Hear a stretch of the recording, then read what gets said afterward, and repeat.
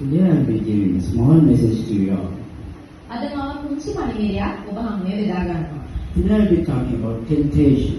අද මම කතා කරන්න යන්නේ පරීක්ෂාවන් ගැන. I think you all know about temptation. මම හිතනවා ඔයාලා හැමෝම දන්නවා ඇති කියලා මොකක්ද පරීක්ෂාව කියන්නේ කියලා.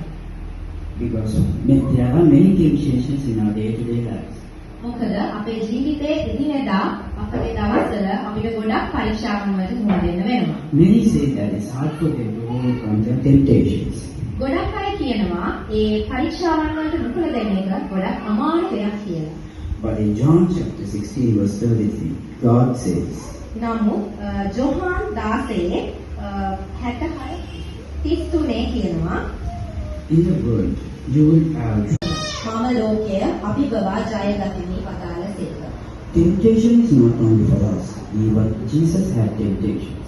පරීක්ෂාවන් පැමිණෙන්නේ අපිට පමණක් නොවේ. ජේසුස් වහන්සේලා පරීක්ෂාවන් පැමිණියා. The main temptation we all know that Jesus had was he received in his fasting days. අපි හැමෝම දන්නවා ජේසුස් වහන්සේට උන්වහන්සේගේ නිරාහාර කාලය තුල ආව පරීක්ෂාවන් ගැන. But Jesus used the word of God to defend himself. නමුත් ජේසුස් වහන්සේ භාවිතා කරේ දෙවියන් වහන්සේගේ වචනය ඒ පරීක්ෂාවලින් මිදෙන්න. Yes, I know that you guys will think that Jesus was a God. ඔය මම දන්නවා ඔයාලා හිතනවා ඇති කියලා ජේසුස් වහන්සේ දෙවියන් වහන්සේ නෙමෙයි කියලා. But he was also a full man. ඒ ජේසුස් වහන්සේ කියන්නේ ඇත්තටම අපි වගේ මිනිසෙකුත් තමයි. So it would have been hard for him to defend himself. ඒ නිසා උන්වහන්සේට අමාරු වෙන්නේ නැති මේ පරීක්ෂාවන්ගෙන් බේරෙන්න. But he was God. He was strong with God. නමුත් උන්වහන්සේ දෙවියන් වහන්සේ සමග ශක්තිමත්ව සිටියා.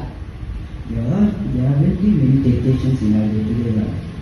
අපේ ජීවිතයේ ගොඩාක් පරීක්ෂාවන් වලට අපිට මුහුණ දෙන්න සිද්ධ වෙනවා. For example, the biggest temptation